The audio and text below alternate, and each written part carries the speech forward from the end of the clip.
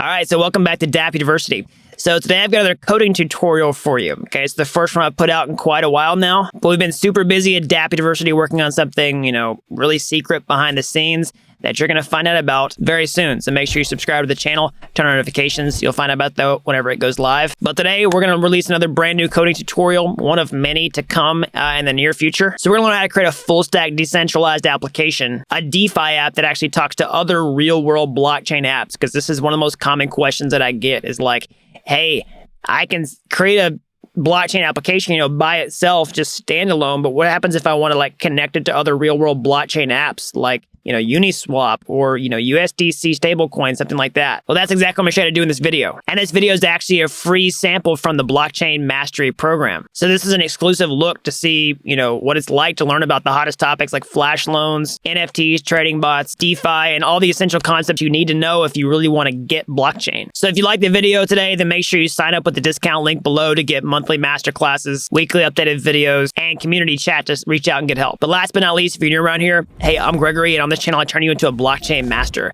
So if that's something that you're interested in, let's jump in and start programming. All right, so let's go ahead and take a look at what we're going to build today. So we're going to create a DeFi application that works somewhat like Yearn Finance. All right, so let's just break that down and what that means. So DeFi is one of the biggest use cases for blockchain technology that's rapidly gaining adoption today. So there's lots of reasons, because you can basically take traditional financial products and move them over to the blockchain, things like savings, lending, and lots of other things. And so savings and lending is one of the earliest examples of DeFi applications that really started to take off. Okay, where basically you can go deposit cryptocurrency into websites or protocols, I should say. Like Aave is a really popular one. You can basically take a stable cryptocurrency like DAI, deposit it inside of there, and you can earn, an interest rate. All right, you can also turn around and borrow money on the other side. That's what this borrow APY here is. And you can also do that thing, do the same type of thing with an application like Compound Finance, okay? You can look at any stable cryptocurrency or any cryptocurrency that support for that matter and do the same type of thing. And so you can see here, if you deposit DAI, you can get 3%. If you deposit, USDC, you can get 4%. All right. So one thing you might notice is that there can be slight differences across these applications in the type of interest rates that you get whenever you deposit. For example, DAI gets 2% here, 2.23%, and it gets 3.07% here. And there's going to be this discrepancy across multiple cryptocurrency exchanges. That's because there's, simply just different supply and demand across markets. All right. And that essentially leaves space for somebody to come in and say, all right, well, let's try to maximize the yield that you can get across different applications or your whatever APY, and let's just create something that automatically detects where the highest interest rates are, and let's move your money from one application to another, try to maximize the return that you would get. And that's exactly what Yearn Finance does. Basically, it lets you deposit money into one application, Yearn, and then it aggregates the best yield across different platforms. So Yearn's a pretty advanced DeFi application that would be, pretty complex to build from scratch, okay? It would take a large team of people to do it. It did take a large team of people to do it. But today I'm going to show you how to build a simple yield aggregator that essentially provides the same functionality, all right? Basically, we're going to connect to Aave, okay, here, and we're going to connect to Compound Finance, all right? And we're going to actually interact with those live smart contracts and create an application that detects the best yield based on those two applications, and it's going to rebalance our deposit to the place where we get the highest yield. And so you're going to get the benefit of actually seeing how to connect smart contracts and a client-side website to real live blockchain applications, not just some toy smart contracts that live on top of your computer. And so a quick overview of what we're going to build here is basically we're going to create a smart contract, okay? And we're going to let a user access this smart contract directly with a website, all right? And we're going to let them deposit DAI cryptocurrency. So we're going to interact with the real DAI token on the Ethereum mainnet, all right? And then they're going to deposit DAI into this aggregator. And our aggregator is going to look at, Aave. It's going to connect to Aave. And it's also going to connect to Compound Finance. And it's going to say, all right, which one has the higher interest rate right now? Is it Aave? If Aave's got 5% and Compound's got 6%, then it's going to choose to put our funds into Compound whenever we deposit, all right? And so as time goes on, we can just keep checking these interest rates. And if they change, and let's say Aave, the interest rate becomes higher later, then we can rebalance and move our DAI out of Compound over to Aave. And then finally, whenever we want to, withdraw, we can just, call withdrawal function and take our funds, out of the protocol and then also out of the application and return them back to the user. And so again, you're going to learn a lot of essential concepts in this, like how to work with real smart contracts in the Ethereum mainnet, how to code smart contracts and interact with them, how to do DeFi, and how to create a front-end website that talks to all these things. So let's go ahead and get started. All right, so let's go over the dependencies that you need to install in order to get this project working. All right, so I'm not going to go over how to install each individual dependency because there's going to be bonus videos on that inside the resources section of this program, okay? So you definitely need Npm installed. This is going to allow you to install other dependencies on your computer for your project and also run JavaScript processes on your system, okay? So the next one is the Truffle Suite. So we're going to use this to develop smart contracts that will talk to, Aave and also Compound for our yield aggregator. All right, the next thing is Ganache Cli. Okay, so this is going to allow us to actually run a blockchain on our computer and fork the Ethereum mainnet so that we can work with real live smart contracts like Aave and Compound and the DAI stablecoin without having to spend any money and without having to, actually use the Ethereum mainnet. We can just do it in a sandbox environment with Ganache Cli. Next is the MetaMask Ethereum wallet. You need to install this in your browser so that your website can talk to the blockchain and so that you can also hold cryptocurrency in your wallet to pay for transactions. And last but not least, you need access to an Ethereum node. We're going to point our project to the live blockchain, the Ethereum mainnet, when we fork with Ganache Cli, and we need access to a node in order to do that. And that's exactly what Infura is going to do. It's going to be an Ethereum node as a service. So you can sign up for Infura, you can create a free account, and whenever you do, make sure you create an application and give it a name, and you're going to see a project ID, a project secret. We're going to need this information in order to actually put our project and point it to the blockchain.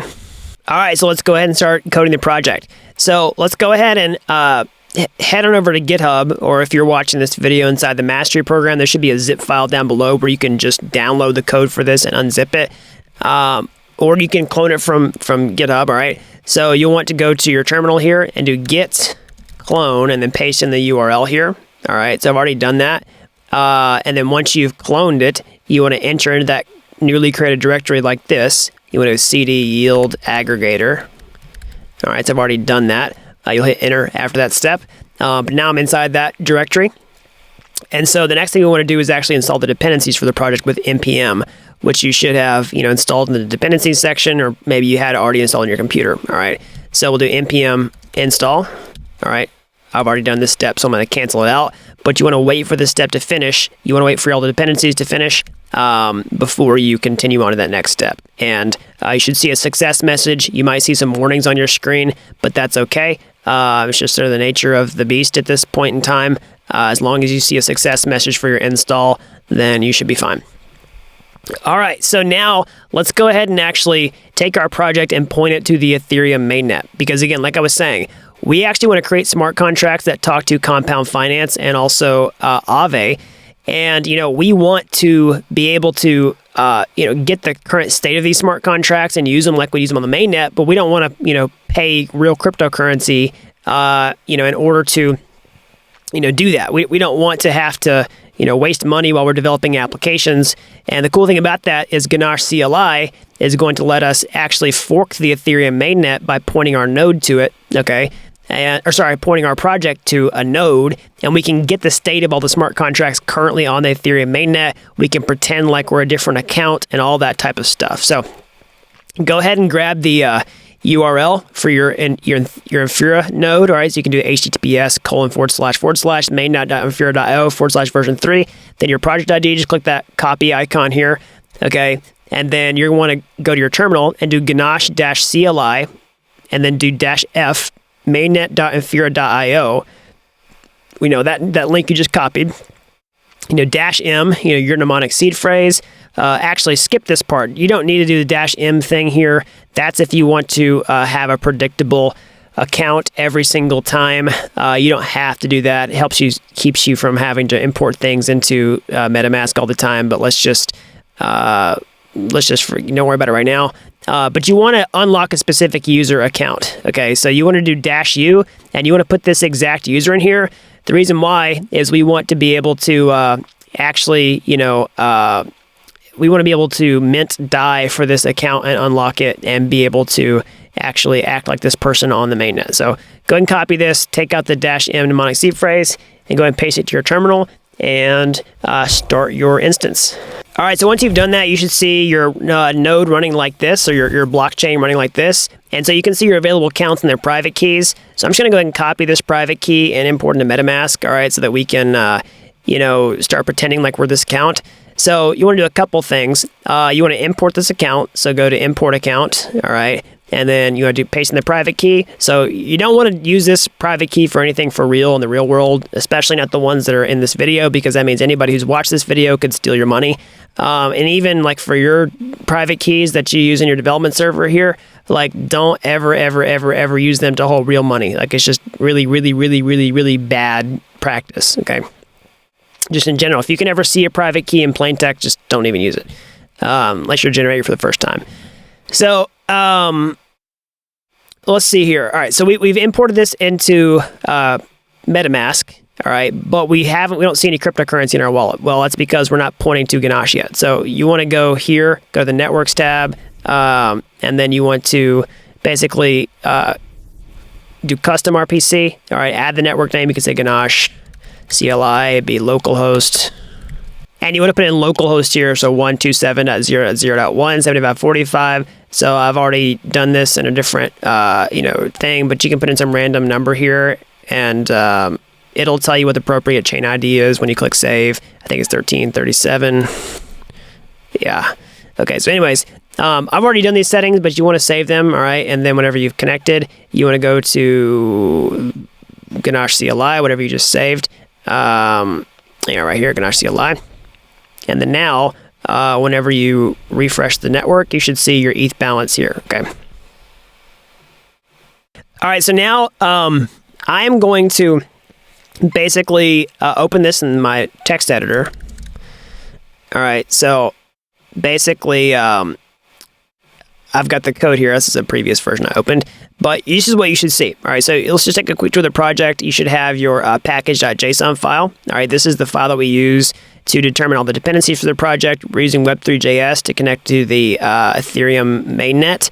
All right. We're using Truffle to develop smart contracts, React for the front end, Open Zeppelin for some templates, these Babel dependencies for JavaScript configuration, Bootstrap for our front end, and then Chai libraries for testing our smart contracts, okay? So we've got that. We've got a truffle-config file, which just tells our project, like, hey, how do you connect to the blockchain? Well, for development purposes, we're connecting to localhost here on port 7545. That's where Ganache is running, right? Ganache CLI. And then here's our custom settings to put our smart contracts in a specific directory, source contracts. And then also here's how to compile the smart contracts. Here's the Solidity compiler settings. Okay, so next, let's just look where the smart contracts are. We're in source contracts, okay? And you can see this aggregator.sol file here. So we're going to go through this and then see how it works in a second. But let's just go ahead and set up the website so that you can watch it happen in real time. All right, same thing. So the website's in here, source components, app.js. Here's the JavaScript file that's going to govern most of the behavior for our website. All right, so let's go ahead and do everything. We've got the setup steps here inside of our GitHub project. So we can migrate the contracts like this, truffle migrate -- reset. You can type it or you can just copy and paste it. All right, so this is going to take the smart contracts and deploy them to Ganache CLI, our actual blockchain, okay? So you can see that here. We have a migrations file. Let's see here, migrations, deploy contracts. This basically just takes our aggregator contract, reads it with Truffle, and deploys it to the blockchain. All right, so that's done. Now the next step is going to be to actually mint DAI, because again, we have to, let's just see here. Let me pull this up on my screen. Pull up my diagram. we need a mint DAI for our account. All right. So basically, we need DAI in order to deposit into our yield aggregator so that it can be rebalanced between, Aave and Compound Finance. And so we need to put DAI into our account because we use DAI, we put in the yield aggregator, and then it goes in between Aave and Compound. So we've actually got to create a script inside the project that lets us do that. So you can go to, let's see here, mint DAI. All right, so this mint DAI folder, so DAI.js. Basically, what we do is we take the DAI token actually on the Ethereum mainnet, all right, and then we just take Ether, all right, and then we mint the DAI with the DAI contract because it has a mint function. That's how DAI works, is it collateralizes Ether and creates a stable currency DAI based on the over-collateralization, all right? So we just interact with the DAI contract, we pull in the DAI ABI here, and then we take the DAI DAI contract. We use our, Ether from our wallet, and we mint DAI like that. Okay, so we're gonna run this script like this. You can see the instructions here. We'll just do node mint. Let me just pull it up, just make sure it doesn't cut off on the screen. All right, mint DAI, DAI.js. All right, and there you go, mint success. So DAI account in first Ganache account wallet is now 1,000. We have 1,000 DAI. And that's for real on our sandbox version of the mainnet. All right, so the next step here is that we want to actually run the front-end application. So we can just do npm start. I'm going to do that in a new terminal tab. Again, I'm separating my terminal tabs here here's Ganache CLI. Here's my commands that I'm running, like, installing dependencies, minting DAI, running scripts, all that type of stuff. So nothing that has like a continuous process on it where I can just keep running commands. I do in one terminal tab. I keep one terminal tab open for, this, and then one terminal tab open to do things like run your web server, okay? So, when I develop in a professional context, I actually use tmux to split my panes and do all that type of stuff. But for the sake of tutorials, I try to make it simple and not too complicated for everybody, and just use a simple terminal application and multiple tabs. That works just fine for simple processes. But if you're managing multiple projects and need multiple processes per project, then tmux is a really great option for doing that. Okay, so we're still starting the development server here. Let's wait for that to open. Whenever it's finished, we should see the website open for us right on our screen. All right, so here we go. Here's our yield aggregator site. So if you go to your MetaMask account, it's going to ask you to connect your wallet. Okay, so go ahead and click on this, click connect. And now once you've refreshed the page, you can see that you have a current wallet balance of 1,000, okay? And, you can actually use the yield aggregator. You can deposit DAI. Let's just deposit 100 DAI into our account here. Let's click deposit, okay? And you should see a MetaMask confirmation pop up. All right. And the first, it's going to be a two-step process here. One, we need to approve the DAI to go into our wallet, okay? Because we need to approve ERC20 tokens anytime we spend them, all right? So go ahead and click confirm. All right, and so you should see that happen. And whenever it's finished, you should have another transaction confirmation pop up to actually do the deposit, okay? So click confirm on that as well. All right, so we got approve and then deposit. And so now if you refresh the page, you should see your amount pop up. It might take a second, but yeah, there you go. Current wallet balance is 900, and then amount deposited to the aggregator is 100. And so the active protocol right now is actually Compound, okay? So basically, it's found that the best interest rate is currently on Compound. All right, so you can click Rebalance, which basically is going to look to see if the rates have changed and if the higher value is on Aave currently, and it's not. It's currently on Compound. And so, if that changes, it'll rebalance, but if not, you're going to get this alert that says funds have already in the higher protocol. So we could try it again, see if it's changed. No, it's already in the higher protocol. So finally, you can just withdraw, all right, and take your money out and with your interest, okay? You'll see a MetaMask confirmation pop up to do that, and you'll just click confirm. And it will take your funds out, and you can just see if it's finished here. Okay, withdrawal is finished, and you can click refresh. And boom, there you go. You've got your, you've got your DAI back to 1,000 plus the interest that you accrued. Now, you didn't accrue very much interest, but you also didn't have it in there very long. But if you left it in there for a long time, then you, of course, would see a much higher number than this. All right, so let's get into the code on how this works, okay?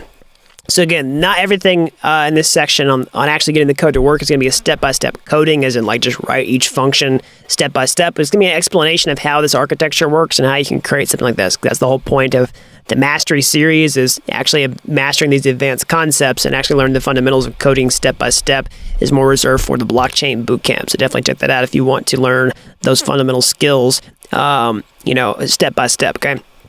So let's go ahead and go to the source contracts and go to the aggregator.sol, okay? So basically what we're doing inside of here is we are creating the aggregator contract itself, okay? So if you scroll to the bottom of the contract here, that's what this is from line 68 all the way to line 233, all right? So this is where all the code goes for creating the aggregator that is the smart contract that we use whenever we click around these buttons, okay? Basically what this contract does is it interfaces with the live contracts on the mainnet for Aave and also Compound, okay? So I've pulled up the documentation for Aave here and also Compound. I can include links to these down in the description below, so you can reference this. But basically, if you look through this, it's going to have the key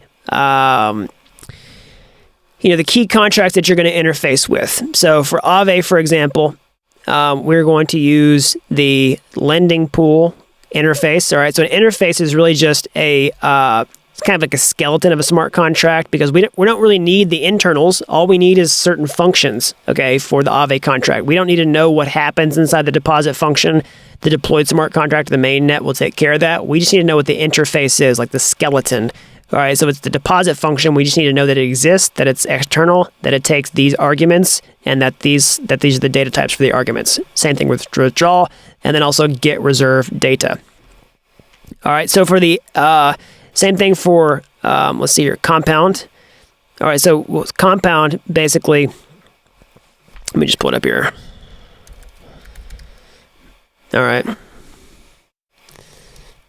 So for Compound, basically what we're going to do is we're just going to use DAI to approve it, and we're going to mint CDAI. All right, so you can see that in Compound's documentation here.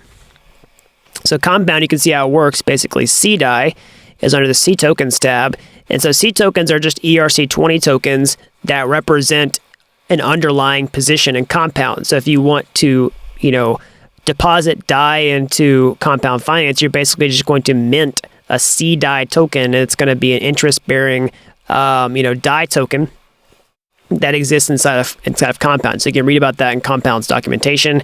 And it's actually the same thing for Aave. So Aave kind of has an DAI token, which you can see the interface here.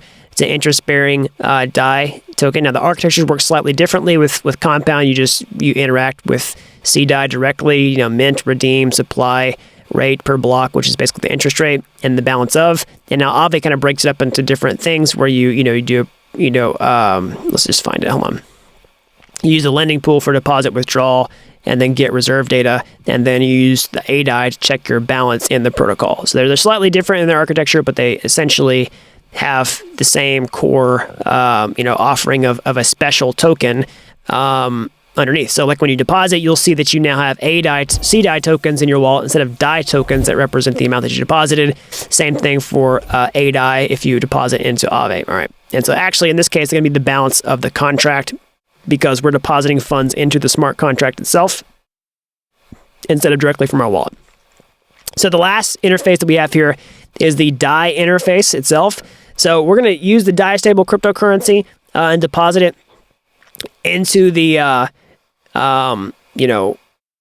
into the platform, into the smart contract. So we need to understand its interface as well. It's an ERC20 token, so it has an approve function, a transfer function, transfer from, and also a balance of. All right. So now onto the yield aggregator contract. So we're going to use the interfaces for these types of things.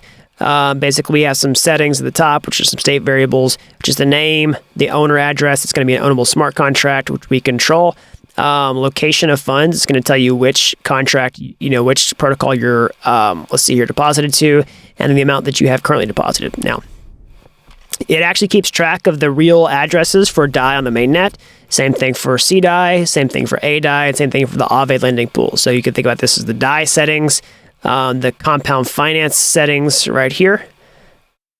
All right, the Aave settings on these 3 lines here. All right. So basically inside the constructor function, which is this function that gets run where the smart contract's created, we just set the owner to the person who deployed the smart contract like this. All right. And then we have a couple basic functions like deposit into the application. We'll go over that.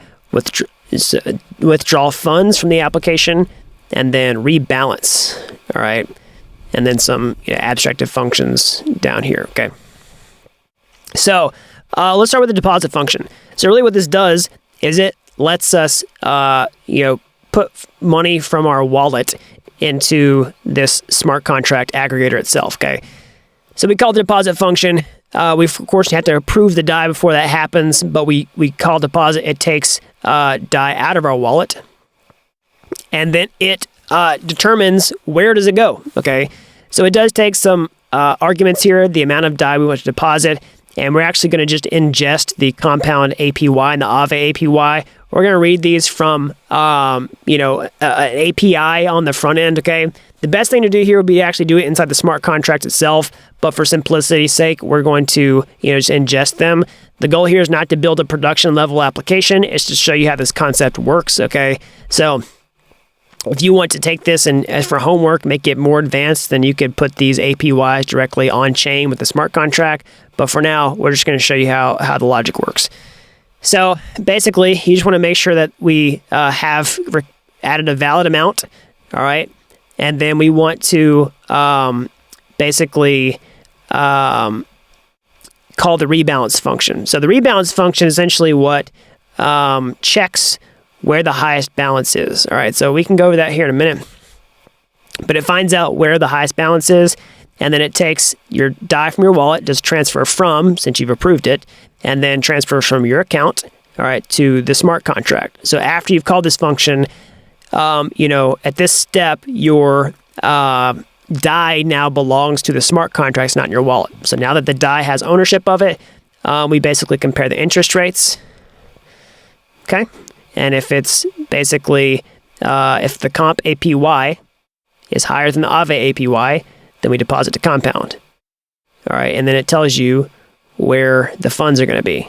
And if it's not, then we deposit to Aave. And then finally, we emit a deposit event.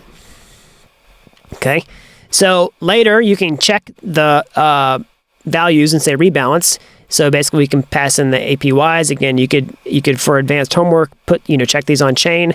All right, and if the rates have changed, basically if the comp APY is larger than the Aave APY and the location of funds is not there, then we withdraw from Aave, change the balance, and deposit to compound. All right. So basically, it handles the other condition. If the Aave APY is greater than the comp APY and the location of the funds is there, then we basically do this. All right. Do the opposite, essentially.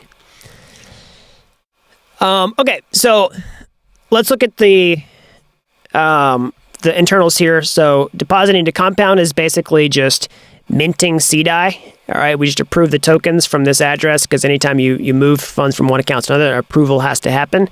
All right, so we just do that. And then we do withdraw from compound. All right, this is basically just CDAI redeem, okay? When we deposit to Aave, we approve is the first step, and then we do the Aave lending pool deposit. All right, that's the deposit function from the interface we saw above. And then withdrawing from Aave is just Aave lending pool withdrawal, and then passing in this, all right? So balance of contract, all right? This is going to tell you what the balance is, and then where is the balance? It's just the location of the funds. We just coded this function to read this on the front end. So the last thing is how to withdraw your funds from the contract altogether. Basically, it's going to say, hey, where are the funds? If they're in compound, withdraw them from compound. Otherwise, withdraw them from Aave. And then now the smart contract has control over the funds. And then we basically just do DAI transfer message sender, the current balance of the smart contract, and we emit a withdrawal event, and then reset your amount deposited here. Okay, so those are the main functionalities of the smart contract. Again, this is not intended to be a step-by-step coding tutorial for this particular contract. All right, this is just to show you how all the pieces work. But let's actually go over to the front end, all right, and take a look at some of the basics there. Let's see here. So source components, you can go to app.js, all right, and you can see lots of different things here. So basically, we have our normal procedure that we run in lots of other tutorials inside this program, where we have a constructor where we basically set the state, we connect to the blockchain, all this type of stuff. I'm not going to go over every single part of that. There's lots of other videos that do that. But basically, we load the blockchain data, which is we connect to our aggregator. All right, we use Web3 to connect to the blockchain. We get the network ID, we get the accounts, we get the aggregator here. All right, we get the DAI contract, we set it up, all that type of stuff. All right, so basically, I want to go over the deposit function, the rebalance function, and the withdrawal function, because these are the most important parts. Okay, because essentially we just have this really simple React app that just has buttons for this. We have a button that just says, like, when you want to rebalance, do this rebalance handler. When you want to withdraw, do this withdrawal handler. All right. And when you want to, deposit, use this, deposit handler. All right. Okay. So let's just go over one by one. So essentially, I'll just show you that again on the screen. Deposit, click that button, it's going to happen. Click rebalance, the next thing's going to happen, and finally withdrawal, that's going to happen. So for deposit, basically, what we're going to do is make sure that we have funds, all right, and then make sure you have enough funds, and then that you put in a valid amount. So you can't be zero. It's going to give you an alert in your window with JavaScript for each one of these messages. So we've got some validation messages in line.